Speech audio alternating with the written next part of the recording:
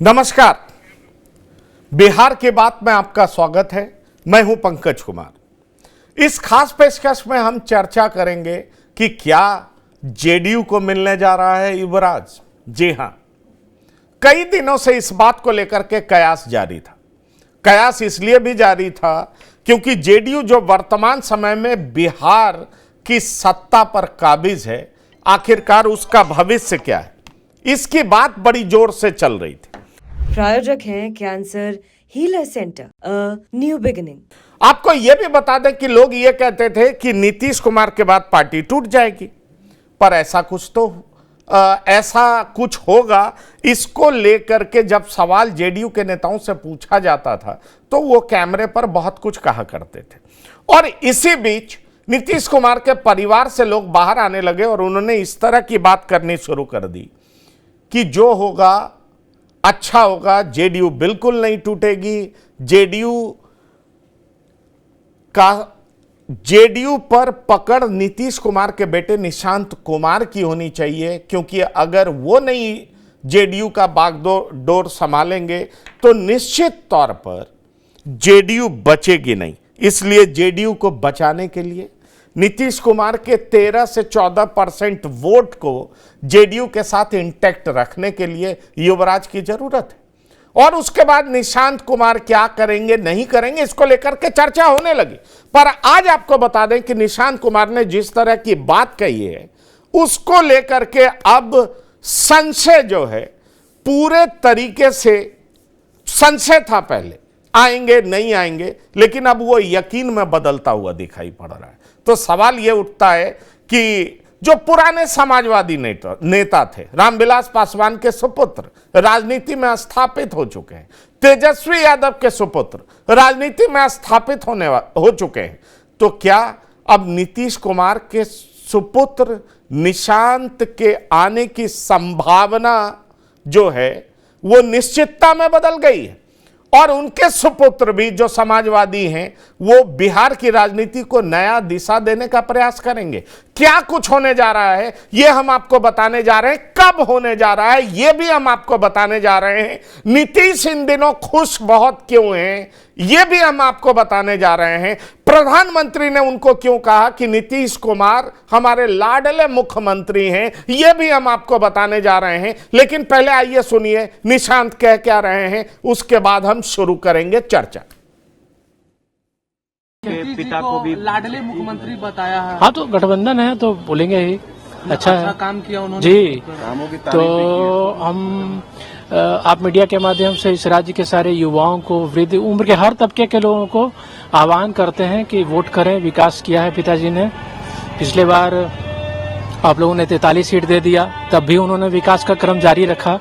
तो इस बार थोड़ा सीट बढ़ाना मांगता है ताकि आगे भी पिताजी विकास जारी रखें। चर्चा ये हो रही है कि आप राजनीतिक में आना। अरे चलिए, कार्यकर्ताओं की भी डिमांड और अपने पार्टी के कार्यकर्ताओं को भी मैं आह्वान करता हूं, जाइए जन जन तक। पिताजी की नीतियां जो उन्होंने 19 साल में काम किया है, विकास किया, उसको जन जन तक पहुंचाएं।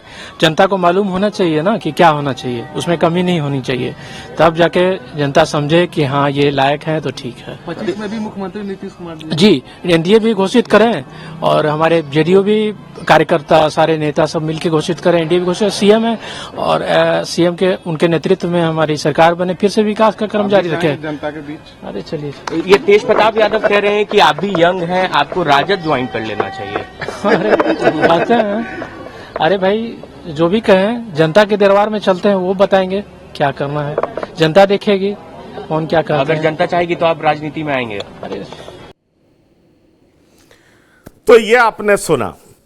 और एक बात जो मुझे साफ तौर पर दिखाई पड़ रहा है और मैं देख पा रहा हूं कि यही निशांत जब पहली बार मीडिया से रूबरू हुए थे कुछ महीने पहले, तो उनका बॉडी लैंग्वेज कुछ और कह रहा था, वो कंफर्टेबल दिख नहीं रहे थे। पर अब वो उनका कंफर्ट लेवल बहुत ज्यादा बढ़ता हुआ दिख रहा है। और जब उनसे पूछा गया कि आप राजनीति में आ रहे हैं, तो उन्होंने मना नहीं किया, और मना भी नहीं किया और साथ साथ कहा कि एनडीए पिताजी को सीएम घोषित करे। बड़ा सवाल है, देख लीजिए एक पिता के लिए पुत्र जोरदार शब्दों में मांग कर रहा है कि पिता को एनडीए सीएम घोषित करे, यानी जिस बात पर संशय है उसको दूर किया जाए। और दूसरी बड़ी बात निशांत कह रहे हैं कि जेडीयू के जो कार्यकर्ता हैं जनता के बीच में जाएं और बताएं कि उनके पिता नीतीश कुमार ने क्या कुछ किया है। और तीसरी सबसे बड़ी बात, जब उनसे कहा गया कि तेजस्वी कह रहे हैं, तेज प्रताप कह रहे हैं कि निशांत भी आइए हमारी पार्टी ज्वाइन कर लीजिए, आरजेडी ज्वाइन कर लीजिए, तो कहते हैं चलते हैं जनता की अदालत में। मतलब बहुत कुछ कह रहा है।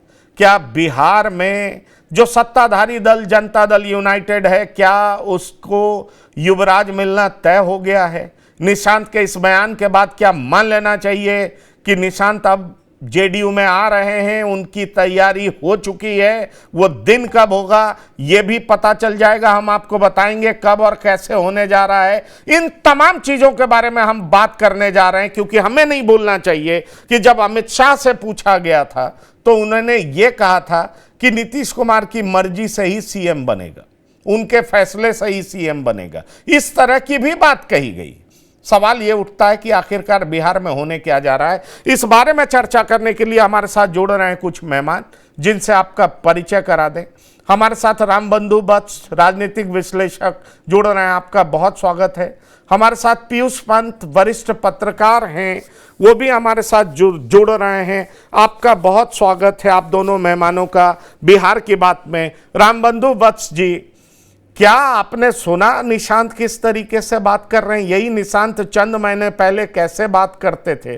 कंफर्ट लेवल बढ़ता हुआ दिख रहा है, राजनीतिक चीजों में उनका इंटरेस्ट बढ़ता दिख रहा है, पिता के लिए पुत्र कैसे बढ़ चढ़ करके बात कर रहा है, यहां तक अपनी पार्टी ही नहीं एनडीए को कह रहा है कि उनके पिता को मुख्यमंत्री घोषित किया जाए। और जब उनसे पूछा जाता है कि आप कब आ रहे हैं राजनीति में, तो ना करते हैं, ना हाँ करते हैं, तेजी से आगे बढ़ जाते हैं। मतलब तो बहुत साफ है कि जल्द ही पुत्र भी नीतीश कुमार की विरासत संभालने के लिए आगे आ रहे हैं। क्या कहते हैं आप, अंदर की खबर क्या है? जी बिल्कुल निश्चित तौर पे निशांत जी राजनीति में आ रहे हैं। ये हम लोग पहले भी चर्चा कर चुके हैं। निशांत जी को आने को लेकर के मीडिया में रह की खबरें आती थी, लेकिन निशांत जी को राजनीति में आना ये नीतीश कुमार बहुत पहले ही तय कर चुके हैं, भले ही उनका अब आना हो रहा है। आप ये देख लीजिए कि निशांत जी आएंगे, पार्टी के वरिष्ठ पद को संभालेंगे, संगठन को संभालेंगे, और इसमें कोई बुराई भी नहीं है। संविधान हर किसी को इजाजत देता है, और राजा का बेटा राजा होगा, नेता का बेटा नेता होगा। नीतीश जी आएंगे, जदयू संभालेंगे। पंकज जी, हम सबसे पहले तो जदयू के प्रवक्ता जो नीरज कुमार हैं, उनसे कहना चाहेंगे कि जो वंशवाद के नाम पे लालू यादव को या चिराग पासवान को जो वो भला बुरा बोलते थे, उन लोगों से माफी मान लेनी चाहिए कि अब उनके यहाँ भी तो यही हो रहा है कि राजा के बेटा आ रहे हैं और अपनी राजनीति संभालेंगे।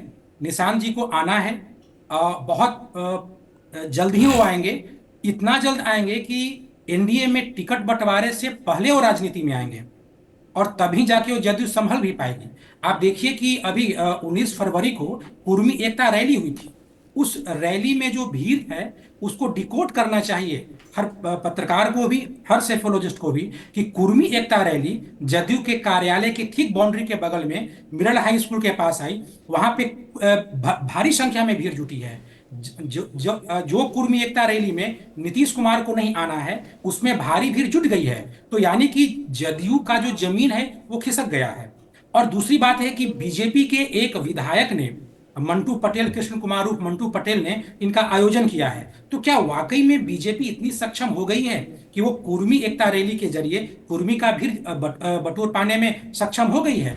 तो कौन लोग हैं जो नीतीश के बिल्कुल करीब आकर के इस तरह का आयोजन कर रहे हैं? कहीं ऐसा तो नहीं कि इस भीड़ में जदयू के ही कुछ लोगों का हाथ है और बीजेपी का भी हाथ है? आप देख लीजिए, शुरू से पिछले कई महीनों से जदयू के नेता टिकट बंटवारे को लेकर के आपस में टकरार कर रहे हैं, लेकिन बात उनकी बहुत आगे तक बढ़ गई है। अब जनाधार का, जो नीतीश कुमार का जो जनाधार है, उसको भी इधर से उधर शिफ्ट करने के लिए एक प्रयास हो रहा है। तो वो भीड़ क्यों हुआ?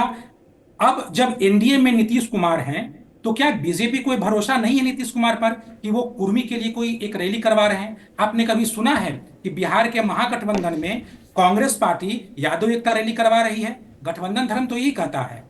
और अगर आप ये समझते हैं कि नीतीश कुमार केवल कुर्मी के नेता नहीं है, वो अति पिछड़े समाज के भी नेता हैं, तो इसी बात समझनी चाहिए कि उनकी जो मूल जमीन है वो कुर्मी समाज पे टिकी है। अगर ये मैसेज 19 फरवरी के बाद ये मैसेज जो जा रहा है कि कुर्मी एकता रैली बिना नीतीश कुमार के कारण भी इस रैली का एक सफल आयोजन हुआ, भारी संख्या में लोग आए, और वहां पे एक सवाल उठा कि नीतीश के बाद कौन, जबकि बहुत पहले से ही जदयू बताने का प्रयास तो कर ही रही थी कि नीतीश के बाद कौन, निशित के बाद निशांत। ये कोई नई बात नहीं है, फिर भी इस तरह का सवाल वहां पे उठा है। तो ये समझने वाली बात है, ये मैसेज जा रहा है। तो अगर कुर्मी समाज पे ही उनकी अगर पकड़ कमजोर होती है तो इसका एक प्रभाव अति पिछड़े समाज पे पड़ेगा। तो ये बात समझने वाली बात है। आप देखिए कि प्रधानमंत्री यहाँ पे आए थे और नीतीश कुमार कई बार दिल्ली गए, प्रधानमंत्री से नहीं मिले, लोगों में संवादहीनता की स्थिति थी। लेकिन जब प्रधानमंत्री यहाँ आए तो दोनों मुख्यमंत्री प्रधानमंत्री मंच पे गए, दोनों एक दूसरे को देख के हंसे। मुझे इस पे तो कैफी आजमी याद आ जाते हैं। आपने सुना होगा, तुम इतना जो मुस्कुरा रहे हो, क्या गम है जो छुपा रहे हो, आंखों में नमी, हंसी लबों पे, क्या हाल है क्या दिखा रहे हो। दोनों तरफ से नहीं, पर रामबंधु वत्स जी, आप ठीक है, क्या छिपा रहे हो, क्या दिखा रहे हो, क्या बताना चाह रहे हो?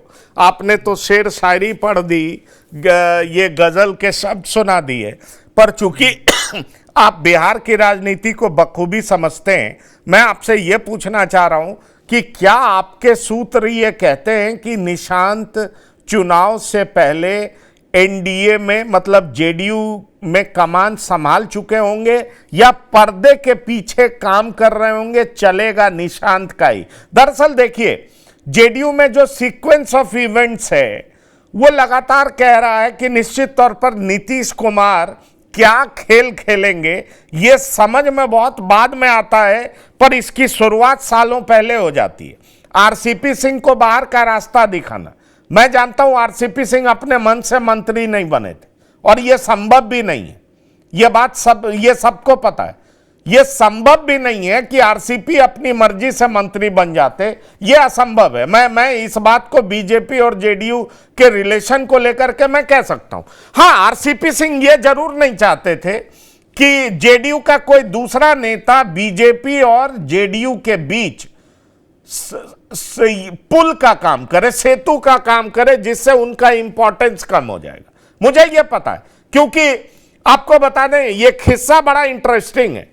दरअसल नीतीश कुमार चाहते थे संजय झा दरभंगा से चुनाव लड़े। आरसीपी सिंह ने एनडीए की मीटिंग में संजय झा के लिए बात ही नहीं की। और ये जो मैं कह रहा हूं, मैं अपने ही सोर्स से जानकारी हासिल करके पुख्ता तौर पर कह रहा हूं। तो राजनीति में तो ये सब चलता है कि पार्टी में अपना इंपॉर्टेंस कैसे बरकरार रखना है, बीजेपी और जेडीयू के बीच में खुद को कैसे इंपॉर्टेंट रखना है, ये सारी बातें। पर मैं आपसे एक बात कह रहा हूं कि आरसीपी सिंह को बाहर करना, मनीष वर्मा बाहर आए फिर से उनको साइड कर देना, अब जो परिस्थिति बन रही है, मतलब एक क्राइसिस क्रिएट हो रहा है और अंदर अंदर बात हो रही है जेडीयू संभालेगा कौन, 13-14% वोट का क्या होगा। जो परिवार कभी बोलता नहीं था वो अब एएनआई पे आकर के कह रहा है कि नहीं तो इनका सब कुछ लूट ले जाएगा, जैसे लग रहा है संपत्ति हो जिसको लूटने की बात कर कौन रहा, तो परिवार के लोग कह रहे हैं। अब यह चर्चा हो रही है कि जेडीयू को बचाएगा कौन, और यही क्राइसिस जब क्रिएट होगा तो एक बड़ा अच्छा रीजन दिया जाएगा। डॉक्टर संजय, मैं आ रहा हूं पीयूष पंजी आपके पास, एक अच्छा रीजन दिया जाएगा कि जेडीयू को बचाना था। जेडीयू जो बिहार की जनता के आकांक्षाओं पर पिछले 20 साल से खड़ी होती आई है, ईबीसी के लिए काम करती आई है, जेडीयू को बचाने के लिए आखिरकार नीतीश कुमार ने परिवारवाद को साइडलाइन कर दिया और उन्होंने कई प्रयोग किए। अंत में उनको लगा कि उनके पुत्र ही जेडीयू को बचा सकते हैं, इसलिए उनको सामने लाया गया। मतलब इस तरह की पूरी स्क्रिप्ट सामने रखी जाएगी जिसको जनता पसंद भी करेगी, एक पूरे लॉजिक के साथ सामने रखा जाएगा। डॉक्टर संजय, क्या कहते हैं आप? नहीं, बिल्कुल नीतीश कुमार के बिना चाहे जेडीयू दफ्तर के बाहर निशान के पोस्टर लगा दिया जाए कि बिहार करे पुकार आइए निशांत कुमार, मुझे नहीं लगता। और निशांत ने भी आज कहा है कि चलते हैं जनता के दरबार में, जनता के दरबार में जो फैसला होगा मुझे स्वीकार होगा। तो निशांत इस तरह की बात तो नहीं बोलते थे। और पूरे बिहार नहीं, पूरे भारत के कुर्मी समाज निशांत की ताजपोशी के लिए बेचैन है। वो सारे लोग पूरी तरह से पूरी ऊर्जा के साथ लगे हुए हैं कि जल्दी से जल्दी निशांत को यह जिम्मेवारी दे दी जाए। नीतीश कुमार इतने फिट रहेंगे नहीं रहेंगे, आज भी राष्ट्रपति जी हैं पटना में, वो पटना मेडिकल कॉलेज का जो 100 सेंटेनरी मनाया जा रहा है, अब इसमें भी वो क्या क्या बोल गए वो लोगों ने देखा। फिर लगा कि फिर नीतीश कुमार जी कहीं भटक के क्या है। तो निशांत कुमार को किसी भी तरह से ट्रांसफर करने की बात अब चल रही है बात, और उसमें उनके समाज के लोग पूरी तरह से चारों तरफ से एक दबाव बनाए हुए हैं कि निशांत कुमार को यह जिम्मेवारी दी जाए। जो निशांत कुमार कहीं किनारे में थे, आज वो तो सारी बातें कर रहे थे, उनको सब याद है। 19 वर्षों में उनके पिता ने विकास की कितनी बड़ी लकीर बिहार में खींच दी। 19 वर्षों में बिहार कितना बेहतर बिहार बन गया। 19 वर्षों में जो उन्होंने करके दिखाया है वो शायद ही कोई कर पाएगा। तो निशांत तो कल भी पब्लिक डोमेन में आते थे, लेकिन कहते थे कि नहीं नहीं नहीं, मुझे कोई राजनीतिक बयान नहीं देनी है, मैं आध्यात्मिक आदमी हूं, मुझे अध्यात्म से लेना देना है। लेकिन अब एक तरह से निशांत कुमार को तैयार कर लिया गया है और उम्मीद करते हैं कि होली के पहले या होली के बाद इनकी ताजपोशी कर दी जाएगी। बड़ी बात कह रहे हैं, बड़ी बात कह रहे हैं। होली के पहले और होली के बाद भी ताजपोशी हो सकती है। पीयूष पंत जी तमाम बड़े नेता जो समाजवादी का चेहरा रहे बिहार में, दो के पुत्र तो राजनीति में आ चुके हैं, एक्टिव पॉलिटिक्स में, लालू प्रसाद रामविलास पासवान, नीतीश कुमार जो कि परिवारवाद के खिलाफ लगातार बोलते रहे, उनके प्रवक्ता बोलते रहे। और अब जो दिखाई पड़ रहा है वो ये दिखाई पड़ रहा है कि नीतीश कुमार के सुपुत्र भी पॉलिटिक्स में आ रहे हैं और जेडीयू को बचाने के लिए ये अंतिम अस्त्र है जिसका प्रयोग नीतीश कुमार को करना ही पड़ेगा, उनके शुभचिंतकों को करना ही पड़ेगा। अगर वो कहते हैं ना कि बिहार का ताज बचाए रखना है, नीतीश कुमार के बाद किसके सिर पर हो, तो कुर्मी समुदाय भी इसको लेकर के चिंतित है। और इसलिए देखा जा रहा है कि निशांत ही उस जगह को भर सकते हैं, क्योंकि देखिए निशांत जो बातें कह रहे हैं वो सुनना और समझना बहुत जरूरी है। कल तक नीरज कुमार बहुत कुछ कह रहे थे, कल तक जेडीयू के प्रवक्ता बहुत कुछ बोल रहे थे, लेकिन देखिए आज तो खुद निशांत कह रहे हैं भाई नीतीश कुमार को सीएम डिक्लेयर करिए, और अपने जेडीयू के कार्यकर्ताओं को कह रहे हैं जनता के बीच में जाइए, पिताजी ने बहुत अच्छा काम किया है, बताइए लोगों को। सवाल ये उठता है कि वो कार्यकर्ताओं को कह भी रहे हैं, अगर वो पार्टी के भविष्य नहीं है तो किस हैसियत से कार्यकर्ताओं को कह रहे हैं जनता के बीच में जाइए और बताइए पिताजी ने कितना अच्छा काम किया है। किस हैसियत से कह रहे हैं एनडीए का सीएम कौन होगा, तो उनके पिताजी होंगे। निश्चित तौर पर उनको पता है आने वाले समय में उनके पास जिम्मेदारी क्या होगी, वो जेडीयू की कमान संभालने जा रहे हैं, इसलिए उसका इंडिकेशन उन्होंने अभी से देना शुरू कर दिया है। जल्दी ही डॉक्टर संजय जैसा कि बता रहे हैं कि होली से पहले या होली के बाद, मतलब अब चंद दिन रह गए हैं, निशांत पार्टी को संभालना शुरू कर देंगे। पीयूष पंत जी, ऐसा आप देख रहे हैं क्या? देखिए, हर कोई देखेगा, अगर जो भी निशांत के स्टेटमेंट्स को देखेगा, आपके स्टेटमेंट्स को, और ये जो उन्होंने कहा है आज, जिस तरह से बातें करी हैं उन्होंने, ये जो संजय जी कह रहे थे बात सही है बिल्कुल। कि देखिए, पहले भी जो है कि निशांत जो थे वो इस तरह से खुल के जो है राजनीति के बारे में बात नहीं करते थे। हालांकि वो जेडीयू के लिए काम तो बिहाइंड द डोर कर रहे थे वो, और खासकर जो है कि अपने पिताजी की कॉन्स्टिट्यूंसी को वो देखभाल कर रहे थे। लेकिन इस तरह से खुल के तरीके से जो है बातें करना, अपने पिताजी के लिए वर्कर से बात करना और ये मैसेज देना, कि उनके उनके काम को आप का प्रचार करिए, आगे तक ले जाइए उसको।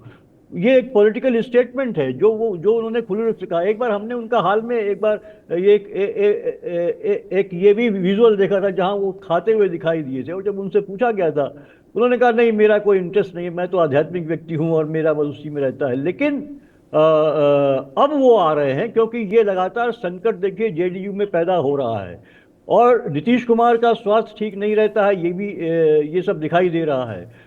तो निश्चित रूप से जेडीयू को लेके संकट है।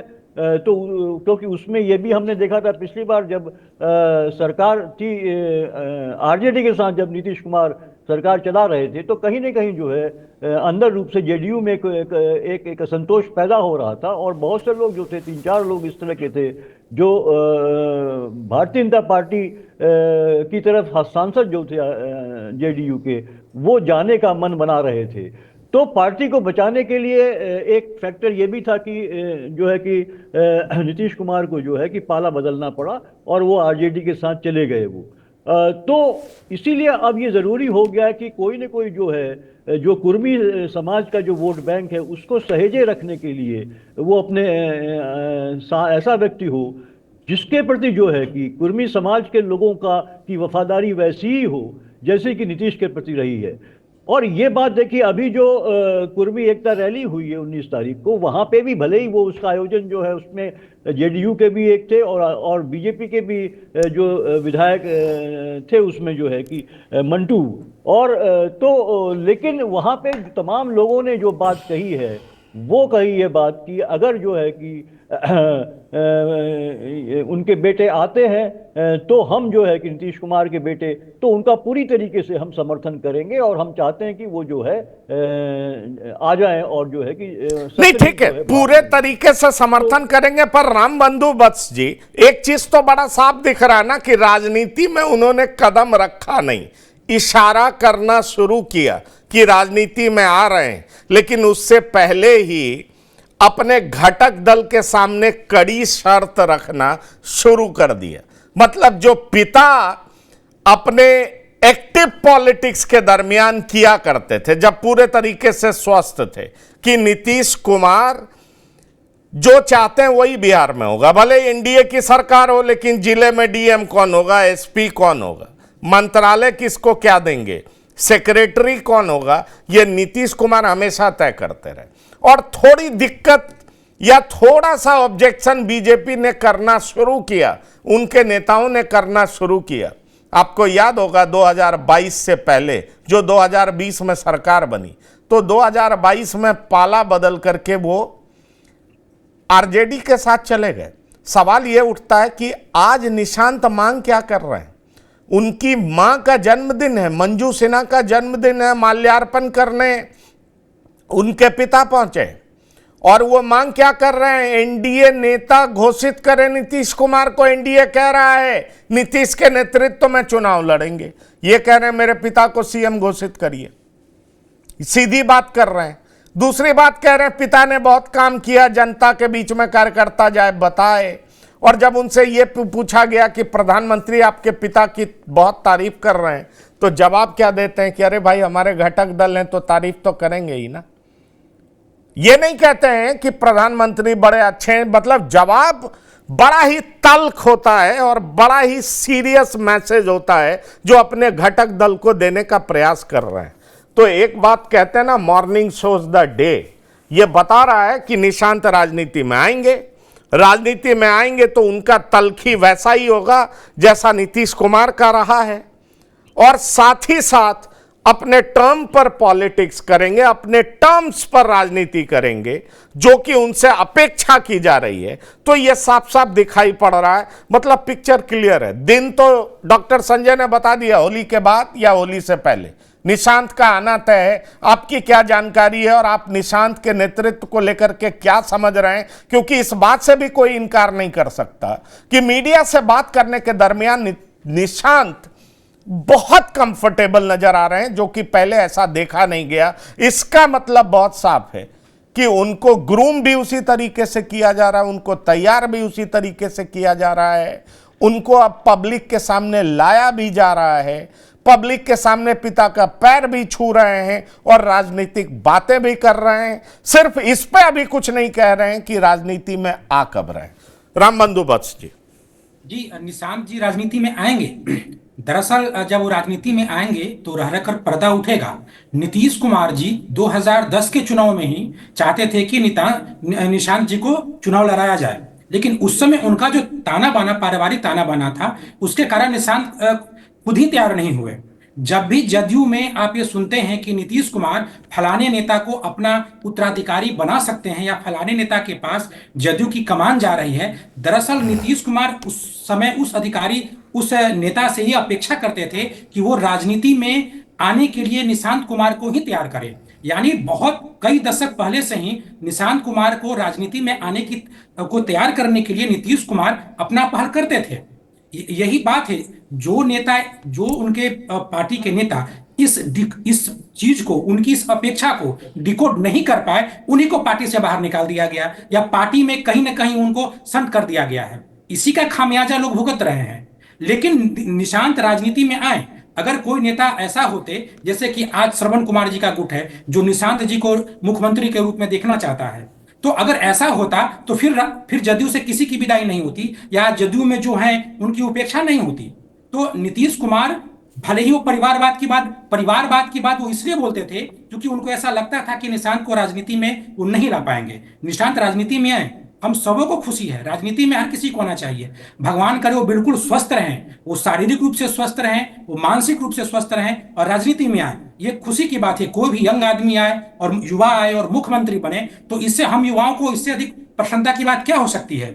लेकिन जो परिवारवाद की बात वो बोलते थे, कम से कम एक बार तो कोई जदयू की ओर से बोल दे कि हमारे पार्टी में कोई भी नेता नहीं है जो जदयू को संभाल सके। ललन सिंह इतने योग्य नहीं है, विजेंद्र चौधरी यादव इतने योग्य नहीं है, या कोई संजय झा योग्य नहीं है, यहाँ तक कि रामनाथ ठाकुर जी हैं, उनमें भी इतनी क्षमता नहीं है। केवल निशांत कुमार ही हैं जो आए तो जदयू को समेट सकते हैं। पंकज जी देखिए, अभी जो हम बोल रहे थे, जो मंच पे आए थे प्रधानमंत्री और मुख्यमंत्री आपस में हंस रहे थे, लंबे कई महीनों की संवादहीनता के बाद वो लोग संवाद कायम किए और एक दूसरे को देखे, काफी हंसे। इसका कारण यह है कि खंजन दोनों तरफ से भोंका जा चुका है।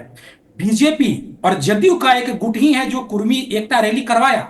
नीतीश कुमार को लग रहा है कि उनका जनाधार खिसक चुका है, इसलिए प्रधानमंत्री आए तो बहुत ही सहज तरीके से चले गए और बार बार प्रधानमंत्री की तारीफ करते रहे।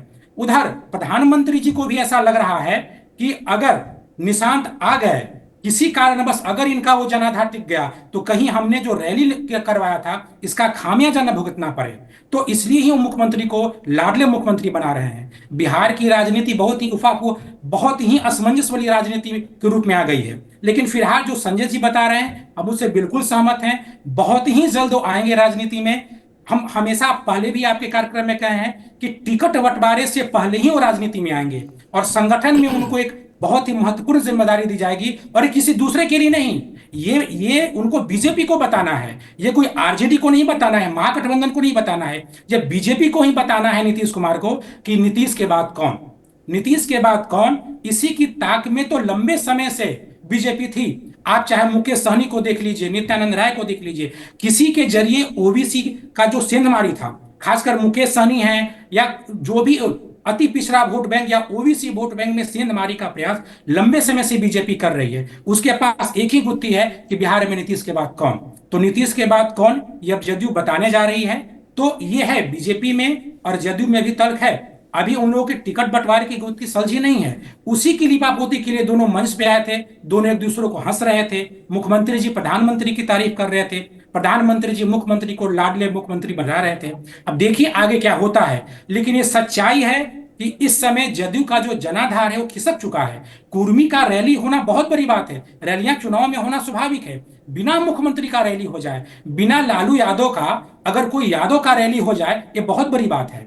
और कुर्मी की रैली हो गई, कुर्मी समाज की रैली हो गई, इसका प्रभाव बिहार पे पड़ रहा है। आप इसी से एक कहावत है ना कि तसले में आप चावल के एक दाने को छू के देख सकते हैं कि आपका भात तैयार है या नहीं, तो वो हो चुका है। अब देखिए आगे देखिए, मुझे लगता है कि बहुत ही जल्द आएंगे, हो सकता है होली के पहले ही आ जाएं। तो क्या डॉक्टर संजय ये मान लिया जाए कि नीतीश कुमार ने जो सेकंड लाइन की लीडरशिप तैयार नहीं की, शायद सालों से वो ऐसा सोच रहे थे, इसलिए ना उपेंद्र कुशवाहा को आगे बढ़ने दिया। आरसीपी जैसे ही केंद्रीय मंत्री बने उनको सड़क पे लाके खड़ा कर दिया। मनीष वर्मा की महत्वाकांक्षा जगी, चुनाव में, लोकसभा चुनाव में खूब घूमे मनीष वर्मा, कहा जा रहा था कि विरासत वो संभालेंगे, उनको भी ढक्कन कर दिया।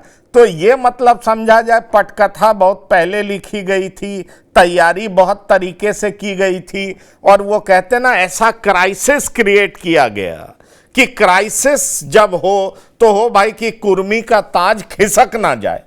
इसलिए ये समाज अपने नेता नीतीश कुमार जैसे बड़े नेता की जगह किसको आगे लाएगा? कौन है जो नीतीश कुमार के वोट बैंक को संभाल सकता है? राम बंधु बस बार बार कह रहे हैं कि उनका वोट खिसक गया, उनका वोट खिसक गया है। तो उस खिसके हुए वोट को मजबूत रखने के लिए जेडीयू का भविष्य बाकी है, आगे है भविष्य, ये मैसेज देने के लिए अब नीतीश कुमार ने कमर कस लिया। और आप जो समय दे रहे हैं होली से पहले या होली के बाद, तो क्या आपको यह दिखाई पड़ रहा है कि निशांत एनडीए के घटक दलों के बीच में सीट शेयरिंग को लेकर के बात भी करने आगे बढ़ सकते हैं, बात करने भी आगे बढ़ते हुए दिखाई पड़ेंगे, क्योंकि इसकी भी रस्साकसी बहुत तेज है।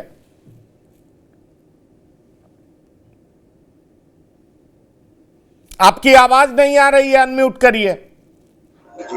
जो ये निशांत कुमार जो सधी हुई राजनीतिक बयानबाजी कर रहे हैं, इसको केवल समझ लेने की जरूरत है।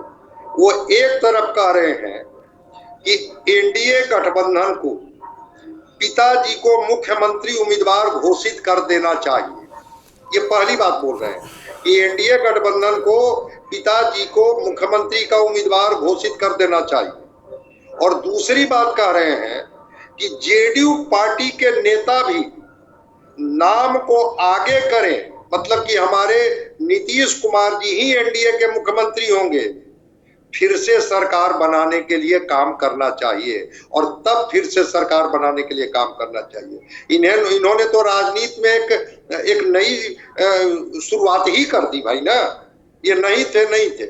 अब इनको क्या कहिएगा कि इस तरह का बयान कि मेरे पिताजी को मुख्यमंत्री का उम्मीदवार घोषित करे एनडीए, जो कल तक मीडिया की सुर्खियों में बात थी कि क्या एनडीए मुख्यमंत्री इनको बनाएगी नहीं बनाएगी, इन्होंने तो एक तरह से शर्त ही रख दी। और दूसरी तरफ अपने पार्टी को भी इन्होंने ग्रिल किया, कहा कि भाई जेडीयू पार्टी के लोग कर क्या रहे हैं। जेडीयू पार्टी के लोग कहें कि हाँ एनडीए गठबंधन के मुख्यमंत्री नीतीश कुमार ही होंगे, उनके नाम को लेकर के वो चर्चा शुरू कर दें, प्रस्ताव रख दें। अब इसके बाद फिर बात क्या रह जाती है? इसका मतलब है कि निशांत को या तो कहीं से ग्रूम किया गया, तैयार किया गया कि भाई अब लाडले वगैरह कहने से काम नहीं चलने वाला है, आप घोषित कीजिए कि नीतीश कुमार ही मुख्यमंत्री अगले होंगे, और इसके बाद बात आगे बढ़ेगी। और इसके बाद अब खेल होने वाली जो घटना होती है बिहार में, कहीं खेल न हो जाए, इसकी भी चर्चा है कि क्या एनडीए साहस जुटा पाएगी कि हम नीतीश कुमार के ही नेता मुख्यमंत्री, जब सरकार बनेगी तो नीतीश कुमार ही मुख्यमंत्री बनेंगे। 2 दशकों का एंटी इनकम्बेंसी का जो बैगेज लेकर के नीतीश कुमार चल रहे हैं, क्या उसको लेकर के कोई डार्क हॉर्स रखे हुए है बीजेपी? या जो बीच में जो चर्चा आई थी कि अमित शाह कह रहे हैं संजय झा से कि भाई कोई भी मुख्यमंत्री होगा तो नीतीश कुमार जी से पूछ ही करके होगा ना। अब तो उनके बेटे ने शर्त ही रख दी कि एनडीए पहले घोषित करे कि एनडीए में जब चुनाव लड़ा जाएगा साथ में और कल सरकार बनेगी तो नीतीश कुमार ही मुख्यमंत्री होंगे। और दूसरी बात उन्होंने कही कि जेडीयू के लोग चुप्पी न लगाएं, जेडीयू के लोग अपनी बात को रख दें सामने कि नीतीश कुमार के मुख्यमंत्री बनाने पर आप तैयार हैं या नहीं तैयार हैं। अब राजनीति के इस फलसफे के बाद तो लग रहा है कि निशांत जी को बिल्कुल आगे कर दिया गया। अब इसकी पृष्ठभूमि, इसकी पटकथा नीतीश कुमार ने लिखी, कुर्मी समाज ने लिखी, इसकी पटकथा किसने लिखी मुझे नहीं पता है, लेकिन ये निशांत के 2 बयान मैं समझता हूं कि शांत जल में वो इतने बड़े पत्थर को उन्होंने डाल दिया है जिसकी तरंग साफ साफ दिखाई दे रही है। अब वो तरंग का सामना बीजेपी कैसे करेगी मुझे नहीं पता। जो कह रही थी कि अच्छा पार्लियामेंट्री बोर्ड तय करेगा ना कि भाई कौन किसके नेतृत्व में चुनाव लड़ा जाएगा, ये तो विधायक दल के नेता तय करेंगे ना कि अगला बिहार का मुख्यमंत्री कौन होगा। निशांत कुमार ने तो शर्त ही रख दिया कि मेरे पिताजी को एनडीए घोषित करे वो मुख्यमंत्री होंगे, और जेडीयू को बताना चाहिए, आगे बढ़ के जेडीयू पार्टी को कहना चाहिए कि ठीक है। नीतीश कुमार तो इसका मतलब क्या निकाला जाए पीयूष पंजी की, अगर एनडीए का नेतृत्व ही नहीं, मतलब सीएम का चेहरा भी नीतीश कुमार है, बीजेपी अगर इस तरीके से खुल करके बात नहीं करती है तो निशांत पार्टी का बागडोर संभालेंगे, तो उसके बाद ठीक वही हाल कर सकते हैं जो नीतीश बार बार करते रहे एनडीए में।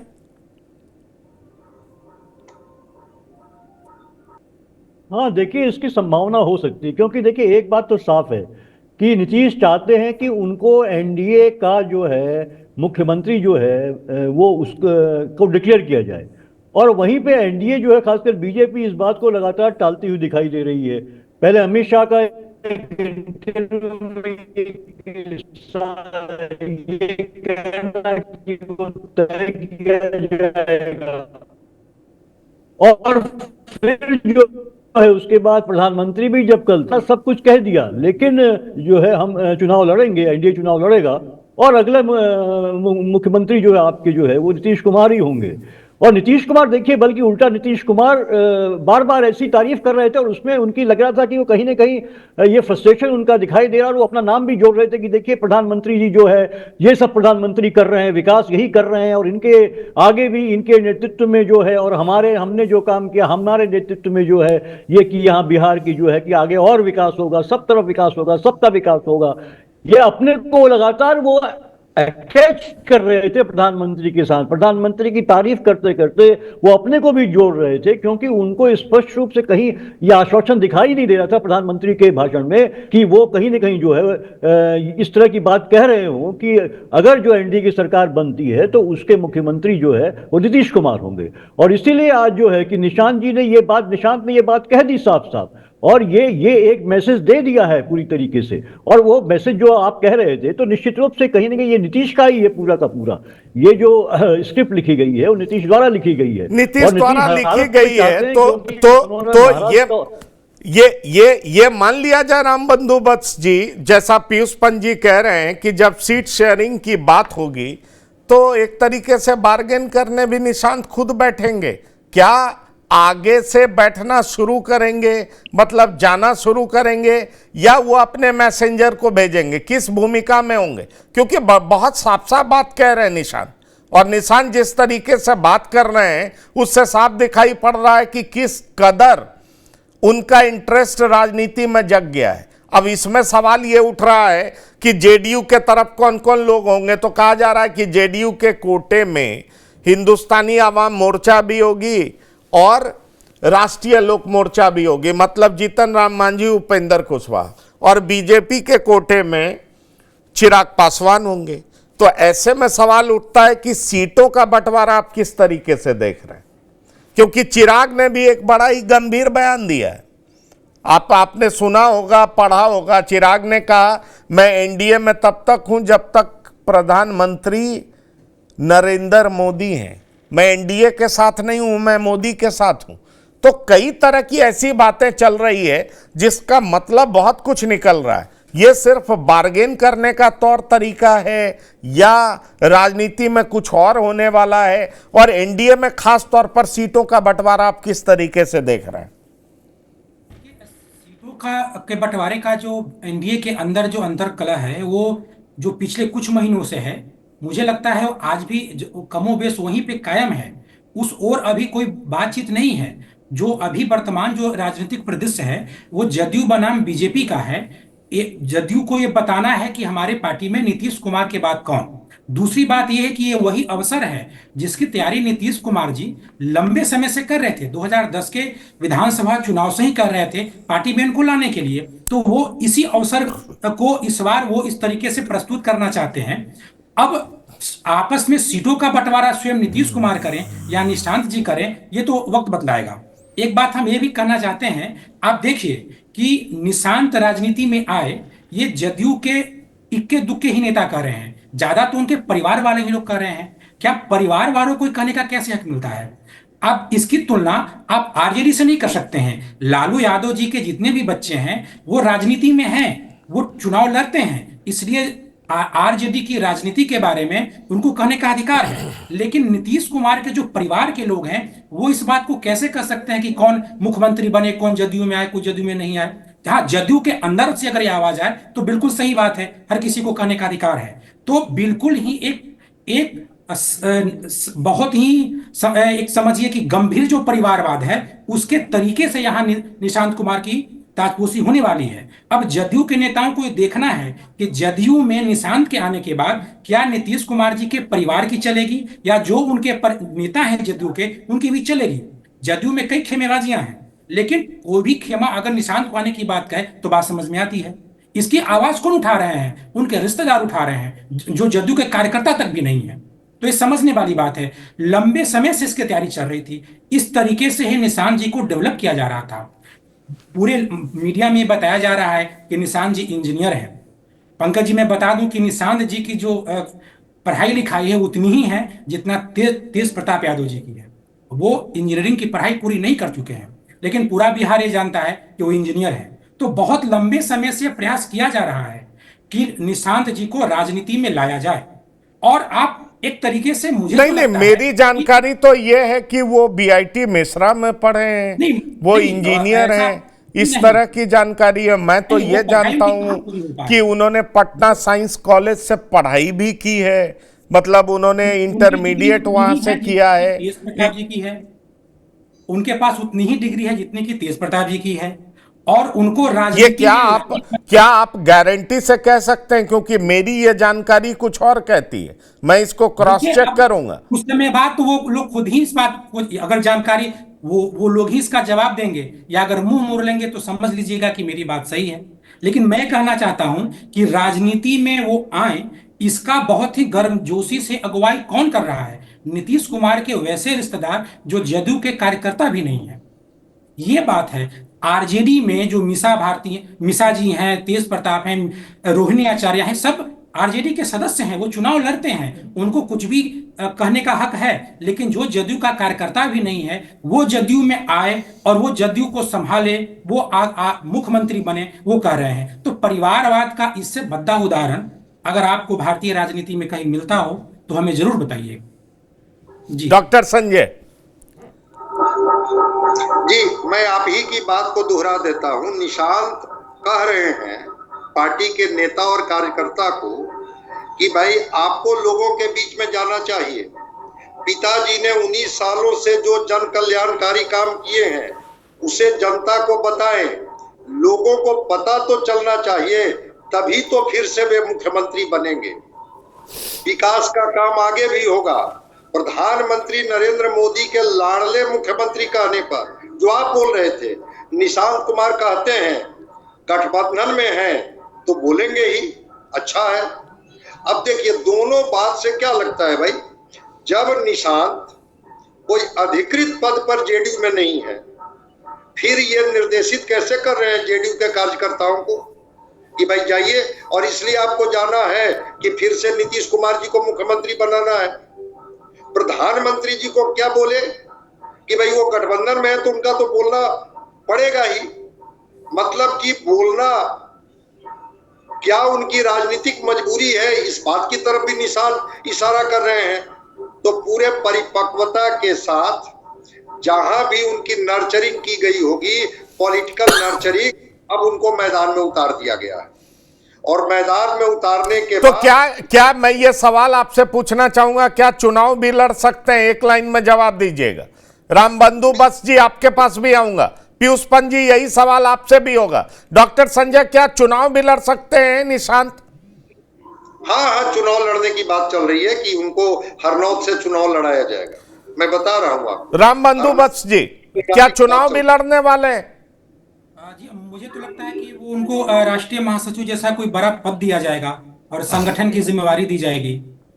चुनाव लड़ने का शायद रिस्क जदयू ले, लेकिन मुझे लगता है कि संगठन में किसी बड़े ओहदे पे रखा जाएगा और चुनाव के बाद उन्हें कोई और पद दिया जाए। पार्टी संगठन में ही बड़ा पद है, उनके राष्ट्रीय अध्यक्ष का पद भी खाली ही है, तो संगठन में ही उनको अभी रखा जाएगा। नीतीश कुमार जी हैं तब तक तो मुख्यमंत्री हैं, बिहार का एक सदाबहार मुख्यमंत्री हैं जी। तो क्या पीयूष पंत जी, मतलब मान लिया जाए कि ये जो पावर का ट्रांसफर होगा, क्योंकि जिस तरीके से तेजस्वी भी वेलकम कर रहे हैं, तो कहीं ऐसा तो नहीं होगा कि अब नीतीश कुमार मुख्यमंत्री का पद भी निशांत को दे दें कि आओ और अब तुम ही संभालो। संगठन में महासचिव फिर अध्यक्ष का पद भी खाली है। जिस तेजी से चीजें मूव कर रही हैं, क्या आने वाले समय में आप देख रहे हैं कि जेडीयू में पूरे तरीके से मजबूत पकड़ निशांत का होगा? पीयूष पंत जी। नहीं, देखिए पंकज जी, मजबूत पकड़, हाँ पंकज जी, मजबूत पकड़ तो होगा, उसी का प्रयास चल रहा है।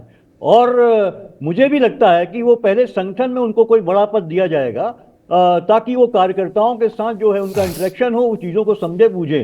क्योंकि एकदम से तो मुख्यमंत्री बनेंगे तो नीतीश कुमार ही बनेंगे। अगर वोट मिलेगा तो जेडीयू को, तो वो नीतीश कुमार के नाम पे मिलेगा, अभी जो है निशांत के नाम पे नहीं मिलेगा। मतलब बहुत साफ है, मतलब बहुत साफ है कि पार्टी पर पकड़ निशांत बना लेंगे, नीतीश कुमार के नेतृत्व में चुनाव लड़ा जाएगा और चेहरा नीतीश कुमार होंगे। जेडीयू अपने आप को और मजबूत करेगी। निशांत एक बात बहुत साफ कह रहे हैं कि पिता ने बहुत काम किया लेकिन 43 सीटें मिली, इस बार ज्यादा सीट दिलाइए। मतलब पार्टी की स्थिति मजबूत करने पर भी जोर दे रहे हैं निशांत। और उसके बाद जिस तरीके से बात कर रहे हैं, एक बात साफ दिखाई पड़ रहा है कि बिहार की राजनीति में निशांत कुमार की एंट्री होना तय प्रतीत होता है। अब होगा क्या, जब तक होंगे नहीं औपचारिक तौर पर क्या कहा जा सकता है, लेकिन जिस तरीके से एक्टिवली इंटरेस्ट ले रहे हैं उससे कहा जा सकता है कि निशांत जल्दी ही पार्टी के संगठन को संभालेंगे। क्योंकि इस बारे में बार बार चिंता जाहिर की जा रही है कि आखिरकार इस पार्टी का वोट बैंक का क्या होगा। क्या बीजेपी लूट ले जाएगी, क्या आरजेडी खसोट ली जाएगी? जो जेडीयू के समर्थक हैं, जो नीतीश कुमार के समर्थक हैं, कई लोग मीडिया में इस तरह की बात करते नजर आए हैं, और खास तौर पर उनके परिवार के लोग। ऐसे में बिहार की राजनीति में बहुत ड्रामा बचा हुआ है, बहुत कुछ देखने को मिलेगा। और खास तौर पर जेडीयू के प्रवक्ता जो जोर शोर से परिवारवाद के खिलाफ बोल रहे थे, निशांत की एंट्री के बाद इसके पक्ष में क्या तर्क देंगे, यह भी सुनना बड़ा इंटरेस्टिंग होगा डॉक्टर संजय। और हम लोग तब चर्चा करेंगे कि आखिरकार जो कि रामबंधु बस जी बार बार सवाल उठा रहे हैं कि अब जेडीयू के प्रवक्ता को सोच लेना चाहिए कि वो इस बात का जवाब किस तरीके से देंगे। और एक बात और ये कह रहे हैं कि पार्टी का कोई कार्यकर्ता इस तरह की बात नहीं कह रहा है, लेकिन परिवार के लोग आगे बढ़कर कर रहे हैं। तो मुझे लगता है आरसीपी सिंह, मनीष वर्मा सबको समझ में भी आ जाएगा कि आखिरकार उनकी छुट्टी हुई तो उसके पीछे नीतीश कुमार के दिमाग में चल क्या रहा था। यह बात तो समझ में आएगा ना रामबंधु बस जी, डॉक्टर संजय कुमार, ये तो समझ में आएगा पीयूष पंत जी कि आखिरकार नीतीश कुमार जो इतने गहरे पॉलिटिशियन हैं, वो कब क्या करेंगे वो कैसे पता लगता है। अब उसका प्रमाण पुख्ता सबूत तो तब मिलेगा। पर एक बात कहा जा सकता है कि बिहार की राजनीति में बहुत कुछ दिलचस्प होने जा रहा है और निशांत एक टफ बार्गेनर की तरह राजनीति में एंट्री मारेंगे। उन्होंने जो पैगाम और मैसेज दिया है वो एक बात बहुत साफ जाहिर करता है कि जेडीयू का भविष्य अंधकार में नहीं है। जेडीयू का भविष्य संभालने के लिए नीतीश कुमार के सुपुत्र, जिनको हम कह सकते हैं जेडीयू के युवराज, तैयार दिखाई पड़ रहे हैं। सवाल यह उठता है कि आने वाले समय में किस तरीके से, किस भूमिका में होंगे, यह देखना दिलचस्प होगा। इसलिए बिहार की बात में पीयूष पंत जी, रामबंधु बस जी, डॉक्टर संजय कुमार शिरकत करने के लिए बहुत बहुत धन्यवाद और शुक्रिया। तो बिहार की बात में इतना ही। ताजा तरीन खबरों के लिए आप लगातार देखते रहिए TV9। धन्यवाद, नमस्कार।